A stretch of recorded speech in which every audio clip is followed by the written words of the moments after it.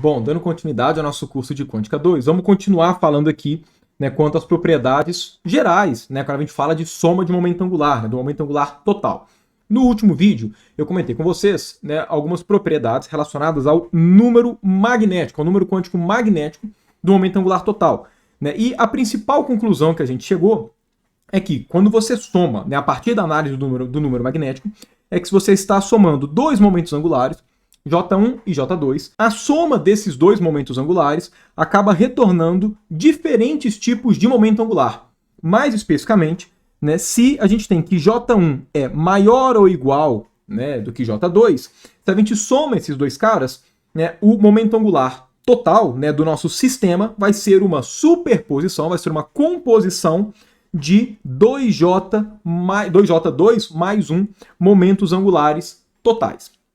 Okay? Mostrando que, de fato, né, o momento angular total, né, o estado de momento angular total não consiste somente na soma ou na subtração, não. Existe um punhado, né, de momentos angulares que estão ali superpostos, né, que estão relacionados, no caso, a esses dois momentos angulares iniciais. Aí a pergunta principal é, quais são esses momentos angulares? Porque, beleza, né, eu sei que se eu tenho J1 e J2 e eu somo, essa soma vai resultar em 2J2 mais 1 momentos angulares distintos. Mas quais são esses momentos angulares? Quais são os valores? Qual é a relação desses momentos angulares com o J1 e com o J2?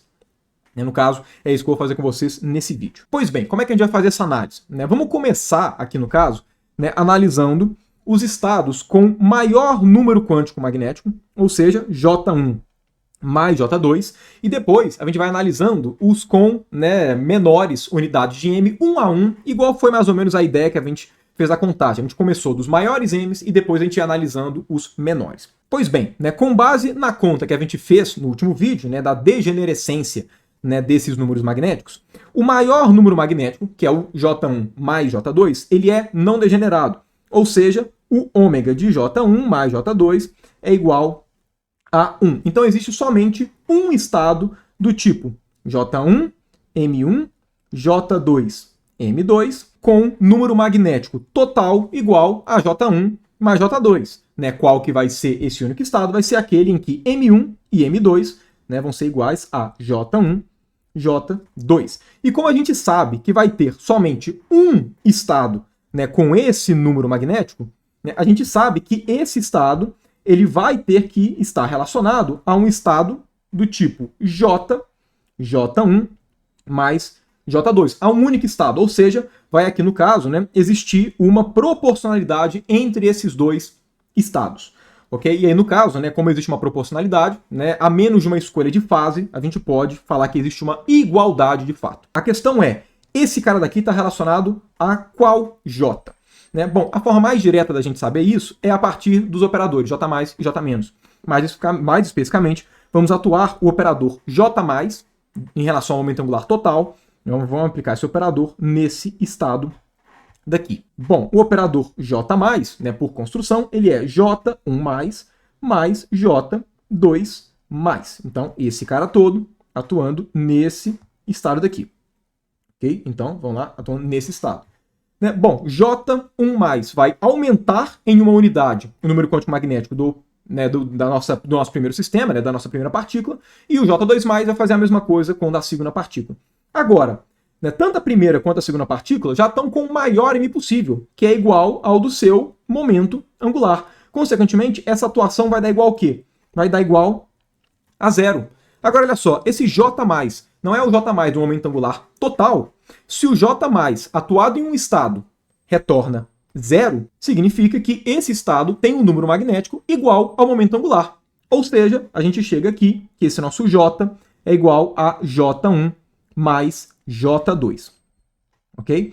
Ou seja, de fato, esse estado daqui corresponde a um estado de um momento angular total igual a J1 mais J2. Então a gente sabe que quando a gente soma os momentos angulares J1 e J2, um dos momentos angulares que vem dessa soma é o momento angular J1 mais J2. Eu acho que aqui não deve ter sido uma surpresa para ninguém, principalmente baseado na nossa construção com a soma de dois spins meios. Além disso, outro resultado associado a esse momento angular total, J1 mais J2, é que J1 mais J2 não só é um dos momentos angulares totais que vem da soma de J1 mais J2, mas ele também é o maior momento angular que vem dessa soma. Esse resultado eu acho que é intuitivo para todo mundo, porque se eu estou somando dois momentos angulares, J1 mais J2, seria esquisito, né, obter algum momento angular maior do que J1 mais J2. Né? Mas, bom, como é que a gente consegue mostrar isso no caso? Né? Bom, a gente consegue mostrar isso levando em conta o conceito de subespaço invariante. Ok? Pelo seguinte, vamos lá. Vamos levar em conta, né, vamos analisar, no caso, o nosso espaço de Hilbert, que é o H1, produto tensorial com o H2. Ou seja, é o nosso espaço, né, dos momentos angulares totais. Nesse sentido, todos os elementos de H podem ser escritos como sendo, né, Jm, ou em termos, né, claro, da primeira e da segunda partícula, como J1, M1, J2, M2. Ok? Mas, beleza. Esse espaço de Hilbert, ele é um espaço invariante sob a ação dos operadores de momento angular. O que eu quero dizer com isso? Né? Bom, se você pega o operador de momento angular total e atua esse operador em qualquer elemento do nosso espaço de Hilbert, você vai continuar obtendo, como resposta dessa atuação, um elemento do espaço de Hilbert. Ou seja, a atuação desse operador em elementos desse espaço continua dentro desse espaço. A gente não vai para fora, a gente nunca vai conseguir obter algum elemento, né, algum vetor, né, que está fora desse espaço de Hilbert. Né? Isso é importante por quê? Porque os operadores J mais e J menos são operadores construídos a partir do operador de momento angular. Consequentemente, né, se a gente pega esses caras e a gente atua, né, esses elementos, esses operadores, perdão, J mais e J menos, em qualquer elemento, né, que está no nosso espaço de Hilbert de momento angular total, a gente vai continuar obtendo, né, um elemento desse espaço. Tendo isso em mente, vamos supor que exista algum elemento Jm desse nosso espaço de Hilbert com J maior do que J1 mais J2. Ou seja, vamos supor que J1 mais J2 não é o maior, né, momento angular possível de se obter a partir da soma de J1 mais J2. Né? Bom, se esse cara existir, a gente sabe que o M ele sempre vai ser menor ou igual a J1 mais J2. Agora, se a gente pega esse estado Jm e vai aplicando sucessivamente o operador J+, então aplica ele uma vez, aplica ele outra vez, aplica ele outra vez e por aí vai. Né? Se a gente aplicar um número suficientemente de vezes o operador J+, né, por conta da definição mesmo do operador J+, a gente vai acabar caindo em, né, um estado de qual forma? A gente vai acabar caindo em um estado com o M maior do que J1 mais J2. É só você aplicar uma quantidade de vezes suficiente. Né? Agora, esse nosso espaço de Hilbert não é um espaço invariante sob a ação desses caras? Né? Consequentemente, né, se atuando várias vezes o J+, eu acabo caindo em um estado que não faz parte daquele espaço de Hilbert, porque a gente sabe que o M não pode ser maior que J1 mais J2, né, eu mostrei isso para vocês, então significa que a nossa hipótese está errada, ou seja, nenhum vetor de estado, nenhum estado, né, Jm com J maior do que J1 mais J2 pode fazer parte desse espaço de Hilbert.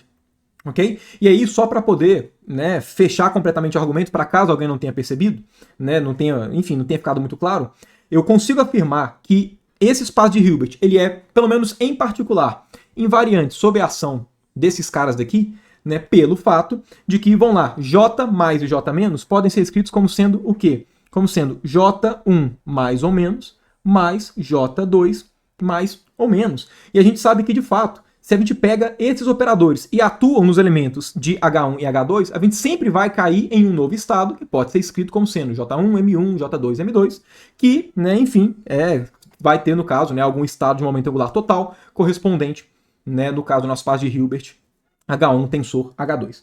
Ok? Então, essa é uma forma da gente mostrar, né, simples, né, enfim, de que, né, não só J1 mais J2 é uma possibilidade, mas é a maior delas, ok? É o maior momento angular que pode ser obtido a partir da soma, ok? E isso vai ser bem importante para o resto da construção, para a gente saber quais são os outros momentos angulares, ok? Então, vamos lá, como é que a gente faz para determinar as outras possibilidades da soma, além de J1 mais J2? Né? Bom, a gente vai mostrar isso pela mesma construção que a gente fez aqui, né, para poder mostrar que esse estado, né, enfim, J1, J1, J2, J2, é um estado, né, de J1 mais J2 e que, enfim, é único e tudo. Que é o quê? A gente vai pegar, né, o resultado da degenerescência e, além disso, a gente vai dar uma olhada na atuação dos operadores J mais e J menos nesses estados, né, de momento angular total. Ok? Que, enfim, é escrito em termos dos momentos angulares dos constituintes. Então, vamos lá, né? Vamos agora para o próximo, né, momento angular, né, para a próxima projeção, no caso, perdão, que vai ser J1 mais J2 menos 1. Né? No caso, eu vou fazer a construção para esse M e para o próximo, que vai ser o menos 2, mas aí, né, vai ficar claro a relação de recorrência para poder demonstrar para todos os outros M's. Ok? Mas, bom, vamos lá. Para esse M daqui, qual que vai ser a nossa degenerescência? Né? Bom, a degenerescência para esse M daqui, se vocês forem na formulinha, é N mais 1. O N aqui é igual a 1, então a degenerescência vai ser 2. Ou seja, existem dois estados independentes que possuem, né, esse mesmo número quântico magnético. Okay? Um desses estados a gente sabe construir, e não só construir, mas a gente sabe falar qual que é o momento angular dele de fato. Né? Qual que é esse estado? Olha só, a gente sabe que esse estado daqui, ó, o J1, J1, J2, J2, ele é um estado de momento angular total, J1 mais J2, e número quântico magnético, J1 mais J2. Consequentemente, eu consigo construir, a partir desse estado, um estado que tem o M igual a J1 mais J2 menos 1. Qual o estado que é esse? Olha só, eu consigo construir o estado J menos atuado nesse cara daqui. Ok? Tanto faz se eu escrevo desse ou esse, porque são iguais, ok? Mas enfim, eu vou escrever aqui, né, por exemplo, do J1, J1, J2, J2. Enfim, eu sei que se eu aplico o J menos nesse estado daqui, eu vou obter um estado de qual forma? Eu vou obter um estado da forma J1 mais J2 para o momento angular, certo? A atuação de J mais J menos não modifica, né, o momento angular de fato, mas vai reduzir em uma unidade a projeção. Opa, então aqui J1 mais J2 menos 1. Então esse cara daqui é um dos estados, né, que fazem parte, né, no caso, né, do conjunto de vetores que tem esse M daqui, né, o J1 mais J2 menos 1, né, e que é facilmente obtido e que a gente sabe, né, qual que é o momento angular total. Agora, olha só, né, existe uma degenerescência 2 para esse número quântico magnético. O que que isso significa? Significa que, vamos lá, se a gente define Vm como sendo o espaço vetorial na qual estão todos os elementos com esse M daqui, né, todos os elementos do nosso espaço de Hilbert com esse número quântico magnético, qual que vai ser a dimensão desse Vm? Claro, para esse M, J1 mais J2 menos 1. A dimensão vai ser 2, e esse cara daqui é um espaço vetorial. A gente sabe que os vetores ortogonais a esse cara daqui, que moram no nosso espaço vetorial Vm, necessariamente são estados com momento angular diferente desse que é J1 mais J2. E claro, né, o fato desse espaço daqui ter dimensão 2 significa que só existe um estado independente desse que também tem esse, né, momento magnético total, esse número M total. Né, e aí, consequentemente, vai ser um estado de momento angular bem definido. Ok? E, bom, como é que a gente faz para poder determinar qual que vai ser o momento angular desse outro estado? Vamos primeiro dar um nome para ele. Né? Eu vou chamar de psi perpendicular, o estado que é ortogonal a esse estado daqui e que possui o número quântico magnético total, J1 mais J2 menos 1. Okay? E aí, né, no caso, se esse cara daqui é ortogonal a esse nosso estado anterior, isso significa que psi ortogonal com J menos, com J1, J1, J2, J2 é igual a 0. Agora vamos lá, né? Esse produto interno daqui, né, de psi perpendicular com esse outro estado, a gente pode interpretar de uma diferente forma. A gente pode interpretar como, na verdade, o operador J- atuando no psi perpendicular, e aí sim a gente fazendo o produto interno com esse estado, né, de momento angular J1 mais J2. É particularmente interessante a gente fazer isso porque, se vocês se lembrarem, os operadores J+ e J- são o conjugado hermitiano do outro. Então, J+ é J- Dagger e J- é J+ Dagger. Significa, então, que a atuação de J- no psi perpendicular como sendo um Bra vai, na verdade, aumentar o número quântico magnético ao invés de reduzir, porque está atuando, né, como um Bra, então ele atua, né, de forma equivalente ao J+, atuando num ket.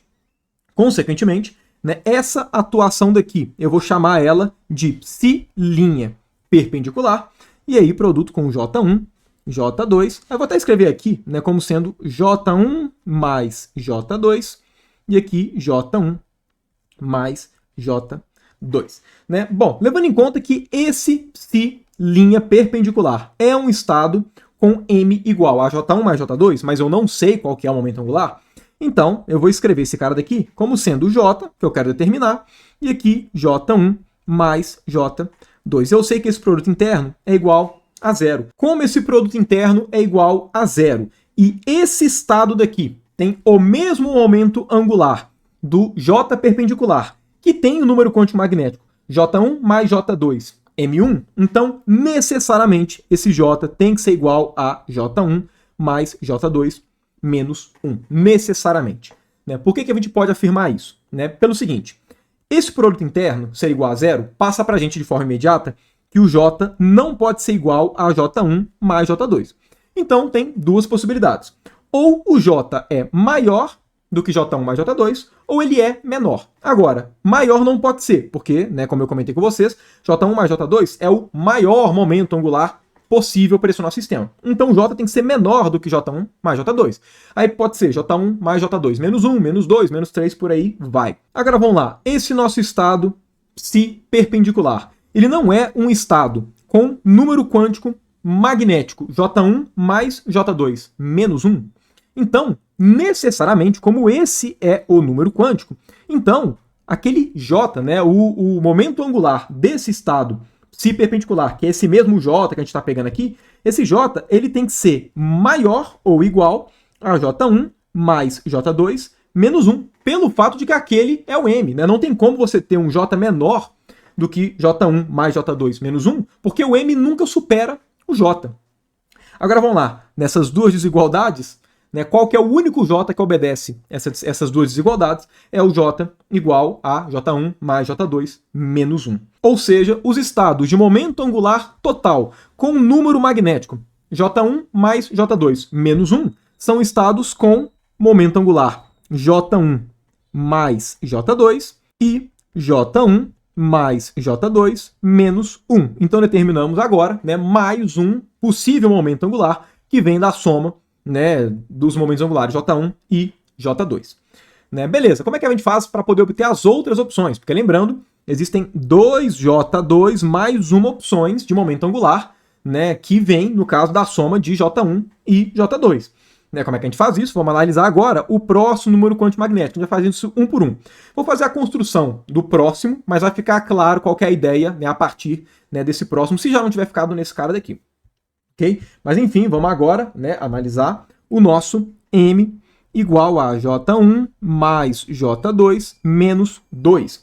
Qual que é a degenerescência, né, desse número magnético? Né, levando em conta que é N mais 1, a degenerescência é 3. Ou seja, se a gente pega o espaço vetorial formado por todos os elementos que possuem esse momento, né, esse número magnético, né, total, né, claro, desse nosso espaço de Hilbert, da soma de momento angular de J1 com J2, ele tem, então, dimensão 3. Né? Claro, a dimensão vai ser sempre, aqui no caso, né, a degenerescência. Beleza, se VM, nesse caso, tem dimensão 3, significa que todos os elementos de VM podem ser escritos como sendo uma combinação linear de 3 vetores linearmente independentes.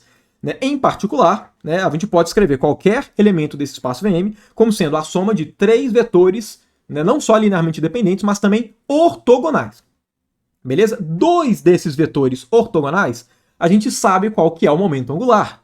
Por que eu digo isso? Vamos lá. A gente sabe que os estados J1 mais J2, J1 mais J2 e J1 mais J2 menos 1, J1 mais J2 menos 1, a gente sabe que esses dois estados fazem parte do nosso espaço de Hilbert, né? Enfim, de um momento angular total. Esse cara daqui, né, foi o primeiro que a gente determinou, né, ali em cima. ok? Enfim, né, que a gente determinou aqui em cima mesmo. E o outro, né, o J1 mais J2 menos 1, J1 mais J2 menos 1, a gente determinou no próximo passo, né, porque a gente viu que a gente tem um estado com M igual a J1 mais J2 menos 1 e com esse mesmo momento angular, né, então é um estado que é mesmo J e mesmo M. Enfim, esses dois caras a gente já sabe que moram no espaço de Hilbert. Com esses dois caras, a gente consegue construir dois vetores ortogonais, né, enfim, né, independentes, que moram nesse VM de dimensão 3, que é o VM, né, no caso, né, enfim, o espaço vetorial dos vetores, né, que possuem número magnético total J1 mais J2 menos 2. Como é que a gente faz para poder construir esses caras? Né? Bom, a gente pega esses dois vetores e atua o operador J-, né, uma quantidade suficiente de vezes.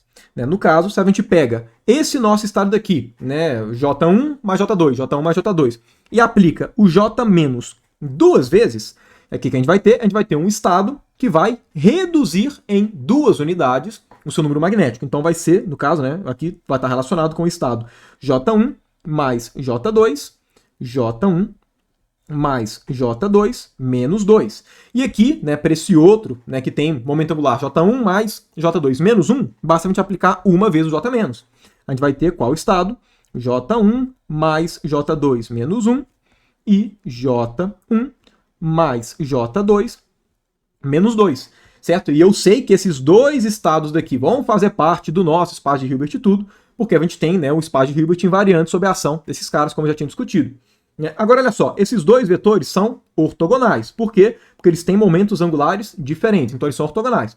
Além disso, eles têm número magnético total, J1 mais J2, menos 2. Consequentemente, eles moram, né, nesse espaço daqui, né, no espaço VM, que tem dimensão 3. Ou seja, existe somente um vetor independente, né, ortogonal, a esses dois caras daqui. E esse vetor, ele tem que ter momento angular diferente dos dois. Por quê? Porque eles já vão ter o mesmo número magnético.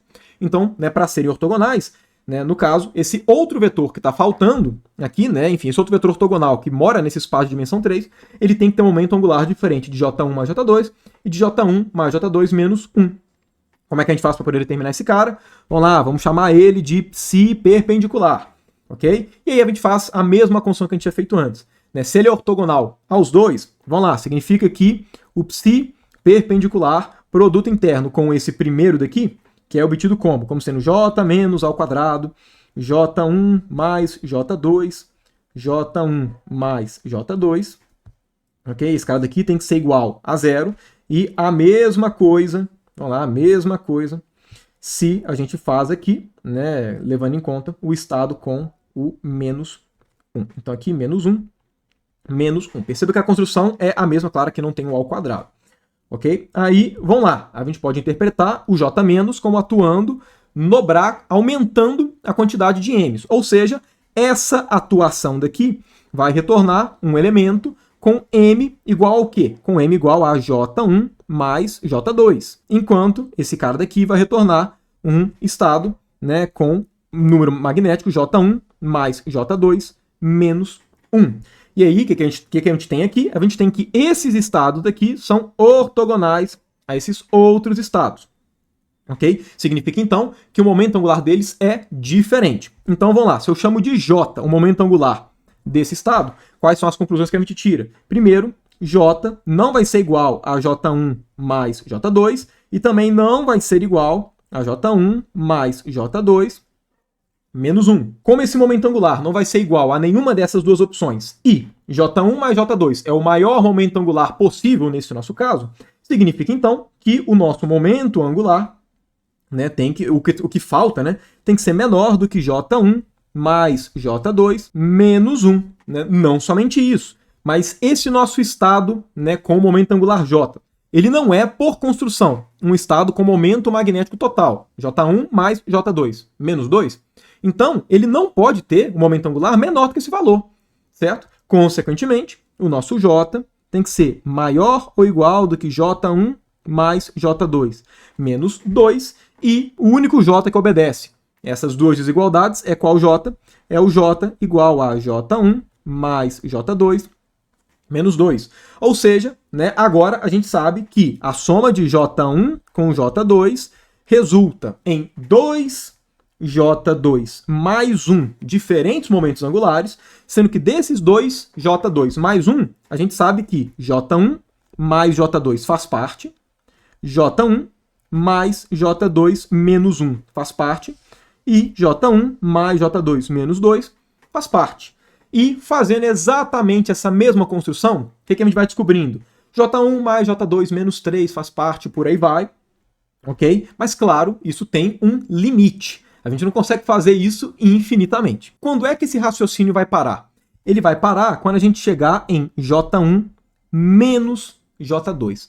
Por quê? Porque quando o momento angular for J1 menos J2, a gente vai cair naquele caso em que a contagem muda a expressão, né? Que é essa daqui, olha. Percebam, é n mais 1 até chegar em n igual a 2J2. Quando n é igual a 2J2, vai ficar J1 mais J2 menos 2J2, que vai dar o quê? J1 menos J2, certo? Percebam que, né, do J1 mais J2 até J1 menos J2, à medida que a gente vai reduzindo o número magnético, a gente sempre vai aumentando a quantidade de estados, né, independentes que vão ter aquele mesmo número magnético, a degenerescência.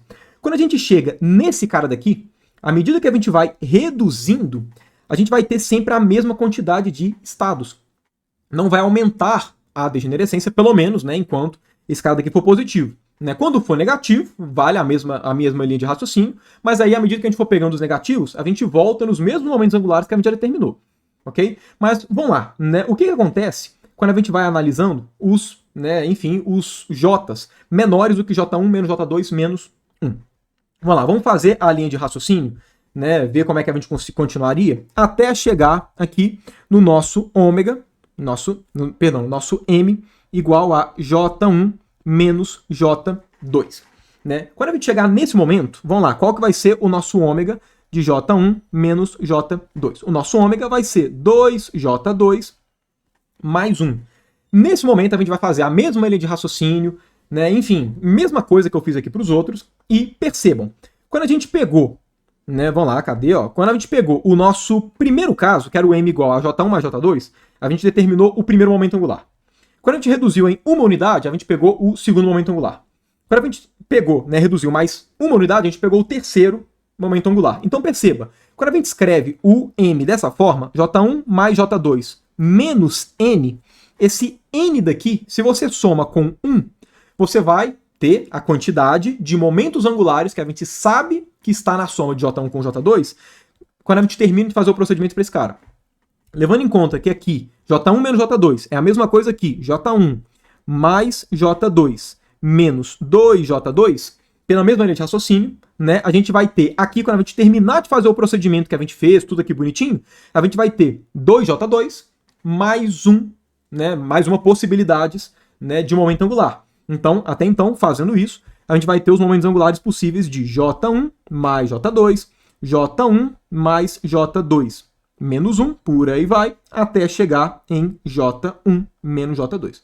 Né? Levando em conta que a gente sabe, né, como a gente já discutiu, que a soma dos momentos angulares, J1 e J2, vai retornar para a gente 2J2 mais uma possibilidades de momento angular, percebam, quando a gente chega nesse M, a gente já conseguiu esses 2J2 mais 1 momentos angulares. Então aqui já era um indicativo de que a gente terminou nosso problema. Né? Ou seja, os momentos angulares, né, os J's que a gente consegue, né, somando J1 e J2, eles são, aqui no caso, né, eles vão ser maiores do que J1 menos J2, né, mas vão ser, né, menores do que J1 mais J2. Claro, aqui levando em conta, né, sempre é escrito de que J1 é maior ou igual a J2. Ok?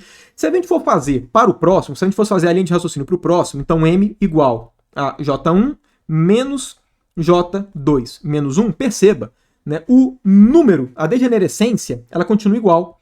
Ela seria ainda o 2J mais 1. O que significa? Significa que o nosso VM aqui, para esses dois caras, tem a mesma dimensão. Ok?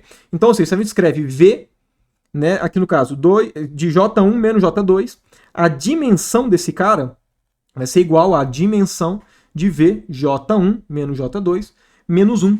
Consequentemente, né, quando a gente pega esses momentos angulares daqui, eles já vão ser suficientes para poder montar a base desse. A gente não vai precisar pegar um outro vetor ortogonal, que seria o próximo momento angular, porque ele não existe, certo? Exatamente porque a dimensão é igual. Perceba, à medida que a gente foi aumentando a dimensão, então vamos lá, ó, no primeiro aqui, né, esse espaço tinha dimensão 1, então a gente pegou um momento angular. No outro aqui, que tem dimensão 2, a gente pegou o próximo momento angular, que foi o segundo.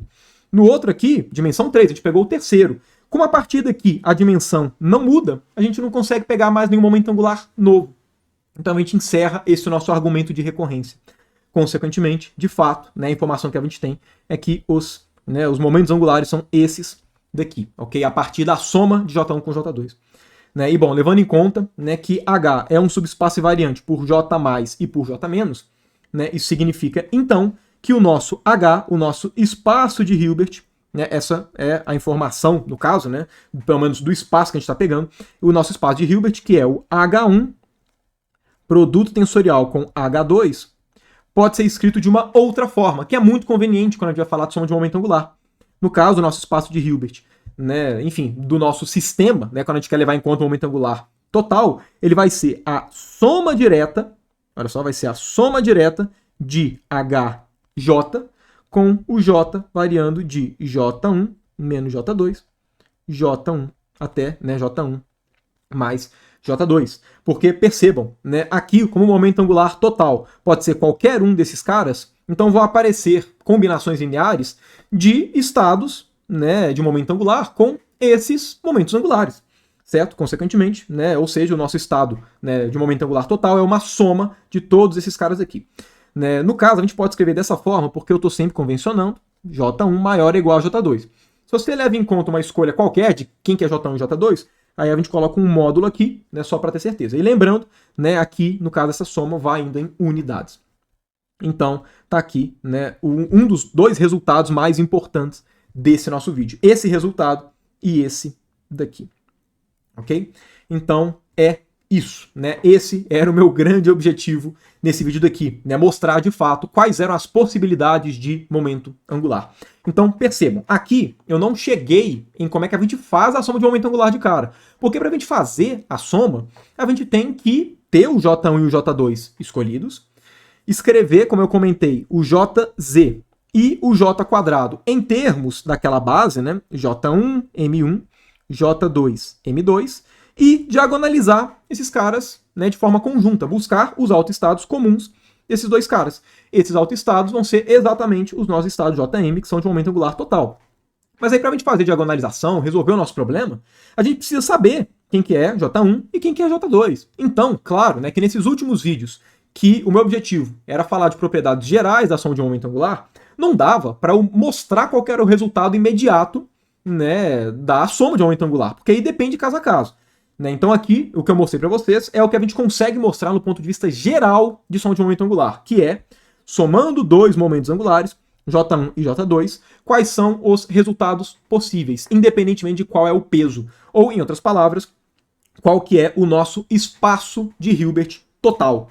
Né? Porque a partir do espaço de Hilbert total, olha só, a gente consegue saber quais vão ser, né, os momentos angulares. Então, é isso. Né? Sempre que a gente soma dois momentos angulares, J1 e J2, a gente obtém um conjunto, né, de possibilidades, né, que variam de módulo de J1 menos J2 até J1 mais J2. E com isso, vou encerrando o vídeo de hoje. Fica aqui de exercício, né, para vocês darem uma praticada, né, mostrem que essas duas formas de se escrever o espaço de Hilbert de, né, momento angular total, né, que essas duas expressões são compatíveis no que diz respeito à dimensão.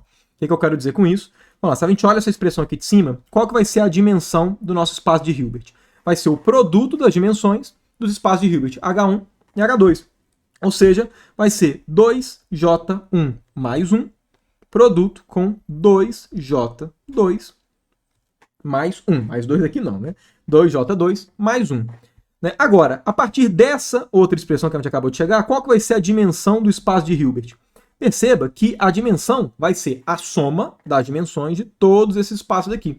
Ou seja, vai ser um somatório, ok, de J indo de módulo de J1 menos J2 até J1 mais J2 de 2J mais 1. Né? Fica aqui de exercício, mostre que esses dois resultados são iguais. É bem simples, né? Eu já facilitei muito já montando essa expressão.